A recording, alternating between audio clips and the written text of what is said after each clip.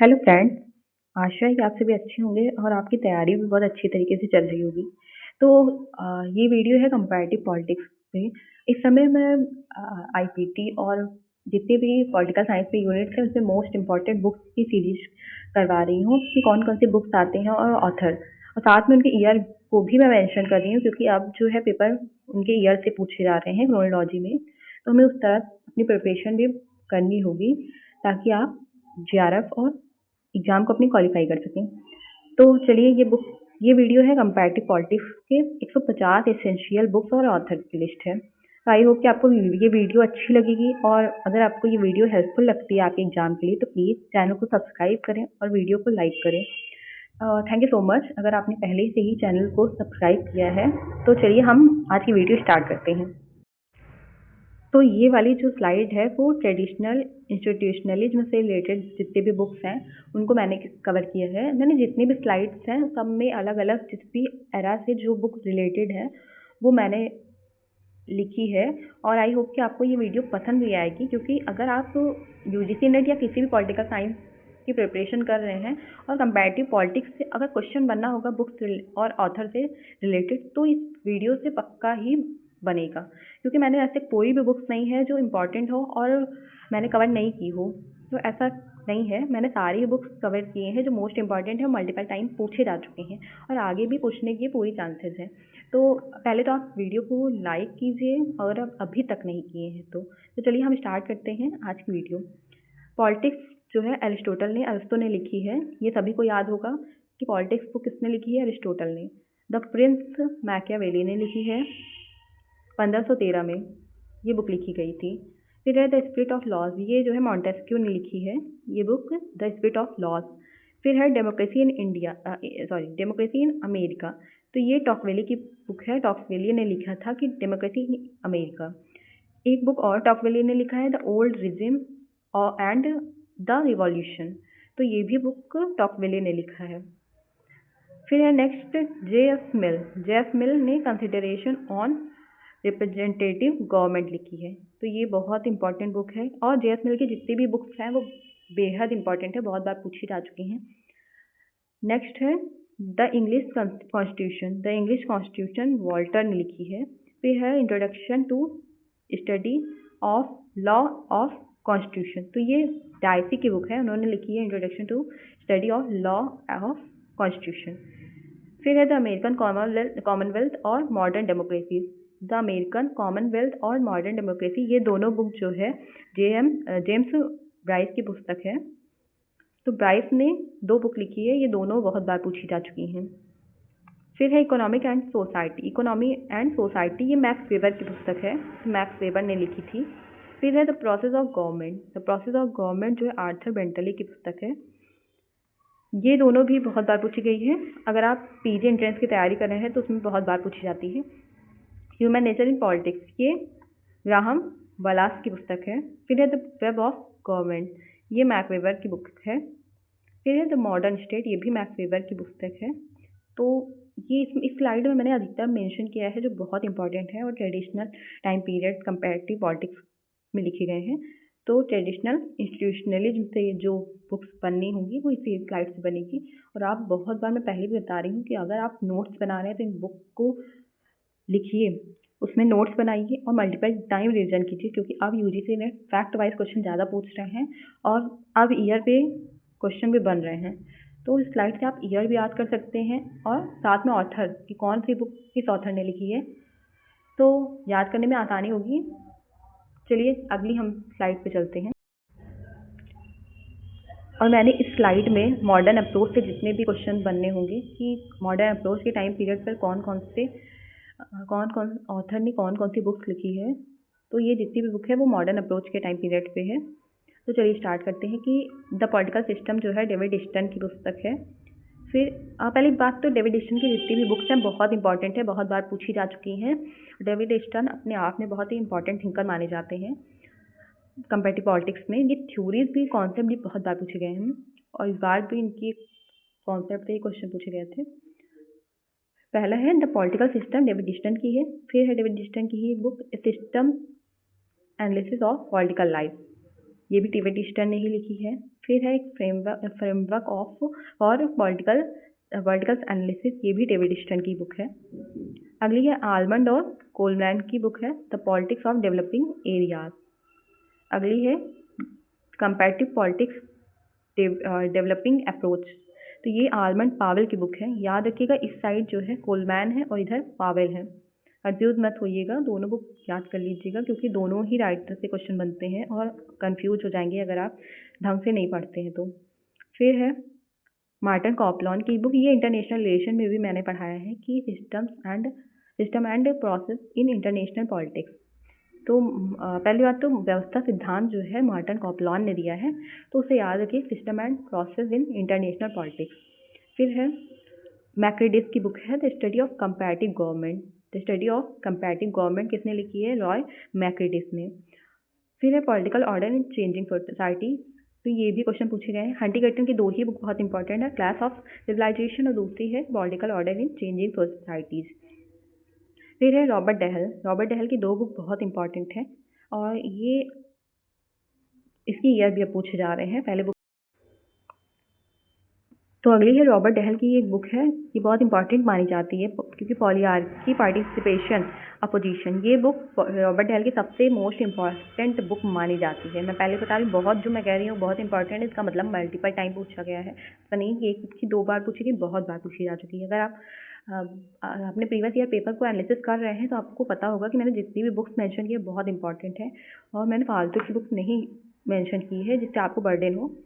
फिर है the political system of empire, ये बहुत इंपॉर्टेंट नहीं है, एक भी बार नहीं पूछी गई है, तो अगर आप इसको स्किप भी करते हैं तो कोई बात नहीं है। फिर है द सिविक कल्चर, ये आलमंड और वर्बा की बुक बहुत इंपॉर्टेंट है कि द सिविक कल्चर किसने लिखी है? आलमंड और वर्बा। फिर है द सिविक कल्चर रिविजिटेड, ये भी आलमंड और वर्बा की है बुक है। फिर है the breakdown of democratic regimes, ये जुआन की बुक है। फिर है कंपैरेटिव गवर्नमेंट, ये फिनर की बुक है। तो आई होप कि आपको डेविड ईस्टन की बुक इसी टाइम याद हो गई होगी और एक दो बार आप थोड़ा सा रिवाइज कीजिएगा तो आपको ये पूरी स्लाइड याद हो जाएगी। मैं कहती हूँ कि नोट्स तो बनाना बहुत इंपॉर्टेंट है अगर आप तैयारी कर रहे हैं क्योंकि ऐन मौके पर आपको नोट्स ही आपके काम देंगे। आपको वीडियो देखने का टाइम नहीं होता है तो आप नोट्स को ही मल्टीपल टाइम रिविजन करेंगे तो उसी से क्वेश्चन फंसना है। अगला है development and modernization time period की जो बुक्स हैं। तो पहली है कि the stages of economic growth, ये रोस्टोव ने लिखी थी।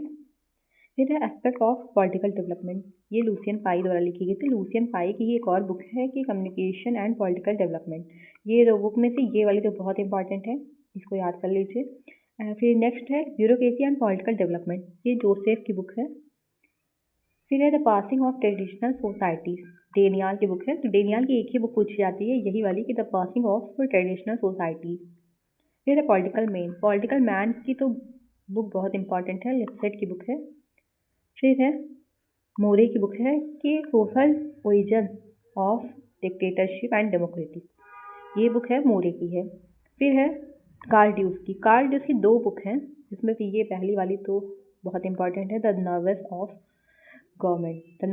गवर्नमेंट, ये कार्ल ड्यूस की बुक है। और दूसरी है नेशनलिज्म एंड सोशल कम्युनिकेशन, ये कम्युनिकेशन थ्योरी की बात करते हैं तो इनकी बुक अधिकतर जो कम्युनिकेशन से रिलेटेड होती है। फिर थर्ड है Hamza Alvi, the state in third world politics. पहले ये हमजा अल्वी की बुक नहीं पूछी जाती थी लेकिन इस समय रिसेंट में नया ट्रेंड बना है कि इनकी बुक्स पूछी जाने लगी है, the state in third world politics. फिर है capitalism and under development in Latin America, AG Frank की। अभी यही बुक मैंने आपको इंटरनेशनल रिलेशन में भी पढ़ाया था कि एजी फ्रैंक की बुक जो है कंपैरेटिव में भी पूछी जाती है और जो है इंटरनेशनल रिलेशन में भी। तो क्या बुक है इनकी? Capitalism and under development in Latin America. फिर है वॉल्टर रोडने, तो ये बुक इनकी बहुत इंपॉर्टेंट है, वॉल्टर की बहुत बार पूछी गई है, how Europe under development Africa. फिर है वॉलस्टीन की।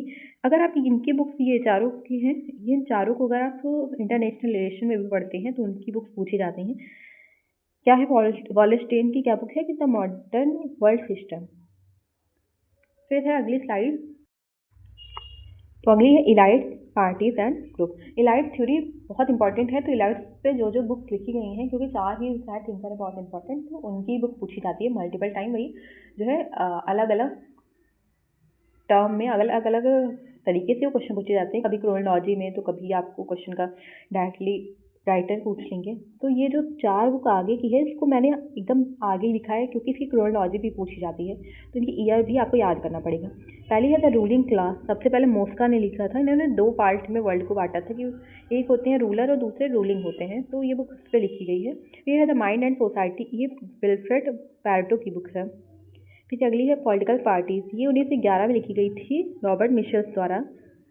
फिर है the political elite, the power elite, तो ये सी राइट मिल के द्वारा लिखी गई थी। तो ये 4 बहुत इंपॉर्टेंट इन्होंने इलाइट थ्योरी पर बुक्स लिखी हैं। फिर है पॉलिटिकल पार्टीज, ये दुर्वर्जर की बुक है। फिर है विनर और ला पलम्बरा की बुक है। एक्चुअली इनकी नाम बहुत टफ होते हैं, तो याद करने में थोड़ा टाइम लग सकता है, लेकिन कोई ट्रिक आप याद कर लीजिए। तो इनकी बुक है political parties and political development. फिर है लिपसेट की है, लिपसेट की पार्टी सिस्टम वोटर अलाइनमेंट। फिर है सारतोरी की बुक है पार्टीज एंड पार्टी सिस्टम, ये बुक बहुत इंपॉर्टेंट है। देखिए पार्टीज पे जो क्वेश्चन लिखे गए हैं और पार्टी सिस्टम वगैरह पे, तो वो बहुत बार पूछे जाते हैं। फिर है द मैन ऑफ हॉर्सबैक, ये भी मोस्ट इम्पॉर्टेंट है। अगर आप कभी भी पेपर एनालिसिस करेंगे तो आपको पता चलेगा कि बहुत इंपॉर्टेंट, ये जो मैंने सारी पीडीएफ दिया है बहुत इंपॉर्टेंट बुक्स की है, ये मल्टीपल टाइम पूछी जा चुकी हैं और आगे भी पूछी जाएंगी, मैं बहुत बार कह रही हूँ। तो इसको आप ये मत सोचिए कि बस एक बार पढ़ लिया तो याद हो गया, नहीं, आप वीडियो को बहुत बार देखिए, नहीं तो नोट्स बना लीजिए, फिर आप उसको मल्टीपल टाइम रिविजन कीजिए। तो ये the man on horseback Fenner की बुक है। फिर है डेमोक्रेसी एंड इट्स क्रिटिक्स, ये रॉबर्ट डहल की बुक है। रॉबर्ट डहल की मैंने आगे भी बताया है, पॉलीगार की बुक है, तो याद कर लीजिए डेमोक्रेसी एंड इट्स क्रिटिक्स, ये किसकी है, ये रॉबर्ट डहल की है। फिर है the logic of collective action, ये ओल्सन की बुक है। फिर है इंटरेस्ट एंड आइडियोलॉजी, ये वीओ की बुक है, ये नई नहीं पूछी जा रही है, पहले नहीं पूछी जाती थी लेकिन इस समय पूछी जा रही है। फिर है the rise and decline of nation, ये ओल्सन की बुक है। एक जो है पुटमैन की बुक है, बहुत इंपॉर्टेंट है, बॉलिंग एलोन, ये क्वेश्चन बहुत बार पूछे जा चुके हैं। और फिर दूसरी है पुटमैन की है मेकिंग डेमोक्रेसी, वाह, ये भी पुटमैन की बुक है। तो पुटमैन की दोनों ही बहुत इंपॉर्टेंट है, ये वाली तो बहुत बार पूछी गई हैं। आई थिंक अगली बार चांसेस है कि इसकी ईयर भी पूछी जाए, क्योंकि जो बुक्स बहुत बार पूछी जा चुकी है, आप उसकी ईयर पे क्वेश्चन पूछी जा रही हैं, तो आप ईयर को भी 1-2 बार पढ़ लीजिए, जो बहुत इंपॉर्टेंट है उसकी ईयर याद करिए। बाकी अगर कोई बुक नहीं पूछी गई है तो उसके चांसेस है कुछ ऑथर पूछी जाए। तो अगली स्लाइड देखते हैं। तो ये वाली जो स्लाइड है वो डेमोक्रेसी से रिलेटेड है कि डेमोक्रेसी पे कौन कौन सी बुक लिखी गई हैं। तो पहले ये था थर्ड वेव, हंटिंगटन की। हंटिंगटन की बहुत सारी बुक्स हैं, इंपॉर्टेंट ही है और सभी इंपॉर्टेंट है, ऐसा नहीं कि आप 1-2 याद कर लीजिए, आप हो सके तो हंटिंगटन की सारी बुक्स लिख लीजिए, नोट कर लीजिए, उनसे क्वेश्चन पूछे जाते हैं। जैसे मैंने आपको पहले ही बताया था the class of civilization, political order and changing society, ये सब क्वेश्चन पूछे जाते हैं हंटिंगटन से। फिर है the end of history and last man, ये भी फुकुयामा की है, पूछी गई है। फिर है डेमोक्रेसी एंड प्लूरल सोसाइटीज, ये लिचफार्ड की बुक है। लिचफार्ड की एक और बुक है डेमोक्रेसीज एंड दूसरी है पैटर्न ऑफ डेमोक्रेसी, ये भी लिचफार्ड की बुक है। तो ये 3 बुक उन्होंने लिखी थी, बहुत इंपॉर्टेंट है। फिर है डोनाल्ड की बुक है, ये ट्रांजिशन फ्रॉम अथॉरिटेरियन रूल, ये क्वेश्चन पूछे नहीं गए हैं इससे रिलेटेड, लेकिन मैंने लिख दिया क्योंकि पूछने के हो सकते हैं चांसेस हों। फिर है डायमंड एंड प्लेटर, तो consolidating the third wave democracy, ये भी नहीं पूछे गए हैं आई थिंक, मैंने जितना एनालिसिस किया है। बाकी अगली है economic origins of dictatorship and democracies, ये रॉबिन्सन की बुक है। रॉबिन्सन की भी अभी तक नहीं पूछी गई है, लेकिन हो सकता है चांसेस, ऐसा नहीं मैंने जो लिखी है आपसे कह रही हूँ कि इसके चांसेस नहीं है, नहीं होंगे, मैं लिखी हूँ क्योंकि हो सकता हो फ्यूचर में पूछे जा सकते हैं। अगली है द नैरो कॉरिडोर, ये भी रॉबिन्सन की बुक है। फिर है द फ्यूचर ऑफ फ्रीडम, ये फरीद जकारिया की बुक है। फरीद जकारिया की भी काफ़ी पूछी जाती है कि द फ्यूचर ऑफ फ्रीडम किसने लिखी है। तरी जकारिया ने। फिर फुकुयामा की एक और ऊपर मैंने बताया था द एंड ऑफ हिस्ट्री, और इनकी और बुक है the origin of political order. देखो फुकुयामा बहुत इंपॉर्टेंट है, इनसे क्वेश्चन पूछे जाते हैं। एक हंटिंगटन और दूसरे फुकुयामा की सारी बुक पूछी जाती है। फिर है political order and political decay, ये भी फुकुयामा की है। देखिए जो मैं कह रही हूँ कि ऑथर इनसे सारी बुक पूछी जाती है, इसका मतलब इनकी जितनी भी बुक लिखी गई है उनसे क्वेश्चन बन चुके हैं। और जो मैं एक एक बुक जिनके एक एक थिंकर के बारे में बता रही हूँ, इसका मतलब उनकी कुछ बुक्स हैं जो बहुत इंपॉर्टेंट है वो पूछी गई हैं। फिर फ्रांसिस फुकुयामा देखिए, इनकी अधिकतर बुक पूछी गई हैं, political order and political decay, origin of political order और द एंड ऑफ हिस्ट्री। तो ये बुक तो बहुत इंपॉर्टेंट है, लिख लीजिए, याद करिए, मल्टीपल टाइम रिविजन कीजिए। रिविजन करने से ही आपको सारी चीज़ें याद होंगी, और कोई ऑप्शन नहीं है कि आपको ट्रिक से वगैरह याद करवा दीजिए, क्योंकि जो है बुक्स की कोई ट्रिक नहीं हो सकती है। इतनी ज़्यादा बुक्स पूछी जाती हैं और हर यूनिट में बुक्स हैं, तो आप किसी को भी याद नहीं कर सकते ट्रिक से। तो इससे सही है कि आप नोट्स बनाइए और एक एक थिंकर की कॉपी में अलग अलग पेज पे लिख लीजिए, और जितनी भी बुक्स हैं उनकी उसको नोट करते जाइए। फिर आप लास्ट में जब आपका एग्जाम होगा तो आप पूरी बुक पूरी नोट्स को आप रिविजन कीजिए। मैंने भी जो 98.23% आए सेल्फ स्टडी से अचीव किया है वो मल्टीपल रिविजन से ही है। मैंने नोट्स को मल्टीपल टाइम रिविजन किया है, और एक ही चीज़ जो बहुत इंपॉर्टेंट है जिसको मैंने प्रीवियस ईयर पेपर में एनालिसिस किया है उसको मैंने पूरा पढ़ा है। ऐसा नहीं है जब आपको कहीं बाहर से क्वेश्चन बनेंगे, ऑप्शन को भी पढ़िए, अगर ऑप्शन है उस क्वेश्चन का और चांसेस है कि उससे भी क्वेश्चन अगली बार पूछे जा सकते हैं, तो आप उसको भी आप एक एक क्वेश्चन को डीपली पढ़िए, उससे रिलेटेड वीडियोस को देखिए, उससे रिलेटेड जितने भी क्वेश्चन पूछे जा सकते हैं उसको लिखिए। क्योंकि ऐसा कोई नहीं है कि जिनका नेट क्लियर नहीं, मैंने बहुत बच्चों को देखा जो 6-6 7-7 बार अटेम्प्ट दे चुके हैं और उनका नेट तक क्लियर नहीं हो रहा है। तो ये उनकी यही गलती है कि वो पेपर को एनालिसिस नहीं कर रहे हैं, और पेपर का एनालिसिस नहीं कर रहे हैं तो कोई चांसेस नहीं है कि उनको याद हो सकता है, क्योंकि जब तक आप पेपर एनालिसिस नहीं करेंगे, आप जो पढ़ रहे हैं आपको कैसे पता होगा कि ये बहुत इंपॉर्टेंट है। जैसे मैं आपको बहुत बार कही कि ये बुक बहुत इंपॉर्टेंट है, ये पूछी जा चुकी है, क्योंकि मैंने प्रीवियस ईयर क्वेश्चन को बहुत डीपली एनालिसिस किया है। मुझे पता है कि हाँ ये क्वेश्चन पूछे गए हैं और इनसे क्वेश्चन बनने के चांसेस हैं। मैं बहुत बुक्स क्यों कह रही हूँ कि इसके ईयर पूछे जा सकते हैं, क्योंकि उस बुक से बहुत बार क्वेश्चन बन चुके हैं। अगला क्वेश्चन है, ऐसा तो है नहीं क्वेश्चन रिपीट होते हैं, बहुत पेपर में सिर्फ 10 से 20 क्वेश्चन रिपीट हो सकते हैं, लेकिन पूरा पेपर नहीं रिपीट होगा। तो उससे अगला क्वेश्चन क्या बनना है ये आपके दिमाग में होना चाहिए, उसी से आप एग्जामिनर का माइंडसेट पता कर सकते हैं कि पेपर को कैसे बनाया जाएगा। चलिए अगले हम थिंकर के बारे में और उनके ऑथर पढ़ते हैं। तो इस स्लाइड से जो इम्पोर्टेंट है वो मैं आपको बता देती हूँ, बाकी आप नोट कर लीजिएगा और मल्टीपल टाइम रिविजन कीजिएगा। तो केसी वेयर की बहुत बार पूछी गई है। केसी वेयर की 2 बुक पूछी जाती है, फेडरलिज्म एंड स्टेट फॉर्मेशन। अगली है फेडरल गवर्नमेंट। ये दोनों बुक केसी वेयर की बहुत पूछी जाती हैं। फिर है the global resurgence of democracy, Diamond ऑफ लेटर की बुक है। फिर जो है पूछी गई ओस्टॉम की बुक पूछी जाती है कि गवर्निंग द कॉमन, ये बुक है ओस्टॉम ने लिखी थी। फिर है क्रिस्टोफर हुड की बुक है द टूल्स ऑफ गवर्नमेंट, तो ये क्रिस्टोफर हुड ने लिखी थी। फिर नेक्स्ट है कि केनेथ न्यूटन ने फाउंडेशन ऑफ कंपैरेटिव पॉलिटिक्स की बुक लिखी थी। फिर कॉक्स की बुक है electoral system and party system. तो ये बुक बहुत इंपॉर्टेंट है, पूछी जा चुकी है मल्टीपल टाइम पे। ठीक है, अगली स्लाइड पे देखते हैं कि जो कॉन्सेप्ट्स हैं वो पूछे जाते हैं। तो जैसे एक एक वर्ड जिनका आप याद कर लेंगे तो उससे क्वेश्चन बन जाएंगे। अगला है कि की मैचेस फॉर यूजीसी में जो क्वेश्चन जैसे कि कॉन्सेप्ट जो मोस्ट इम्पॉर्टेंट है बहुत बार पूछे गए हैं, तो वो मैंने लिखा है इसमें। ये क्योंकि ये बहुत बार और इसको आपको याद करना चाहिए। इन सब ये सब फ्री के नंबर हैं, बुक्स और ये कॉन्सेप्ट ऑथर नेम बुक्स वगैरह ये सब फ्री के नंबर हैं। इसमें आपको ज़्यादा याद नहीं करना पड़ता, सिर्फ आपने याद किया है, आप इसका ऑप्शन एलिमिनेट करके भी लगा सकते हैं। देखिए अगर आपने अभी वाला जो जैसे दिसंबर का जो पेपर एनालिसिस किया है वो पूरा फैक्ट वाइज है, तो इसका मतलब आपको फैक्ट में बहुत ध्यान देना चाहिए, क्योंकि फैक्ट फ्री का नंबर है। इस पूरे पेपर में एक चीज़ है जिसके फैक्ट मजबूत होंगे, और जिसने फैक्ट में ज़्यादा वर्क किया होगा वही इसका JRF लेगा। नेट वाले में नेट आप कर सकते हैं, नेट निकालना आसान है, लेकिन JRF बहुत टफ है। उसके लिए आपको हर एस्पेक्ट पर ध्यान देना होगा, फैक्ट और थ्योरी वगैरह दोनों को बैलेंस करना होगा। तो ये जो मैंने सीरीज चलाई है वो फैक्ट के लिए है कि अगर आप फैक्ट पढ़ लेते हैं तो आपका नंबर कंफर्म है, और बुक्स और ऑथर वगैरह से क्वेश्चन बनने ही बनने हैं। तो आप ये मत सोचिए कि वीडियो को रहने दीजिए, मत देखिए, ऐसा नहीं। आप जो है वीडियो को देखिए, फिर आप उसको पढ़िए बहुत बार। सिर्फ एक बार वीडियो देखने से आपको याद नहीं होगा, कोई भी टीचर आपको याद नहीं करवा सकता है जब तक आप खुद से अपनी मेहनत नहीं करेंगे।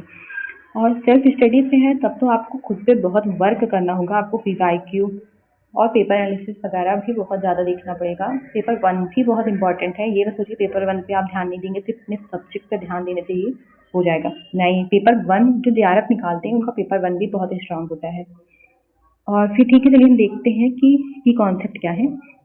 जैसे इनपुट आउटपुट थ्योरी जो है डेविड स्टन ने दी थी, मैंने उनकी बुक्स भी लिखवाए हैं, वो भी बहुत इंपॉर्टेंट है।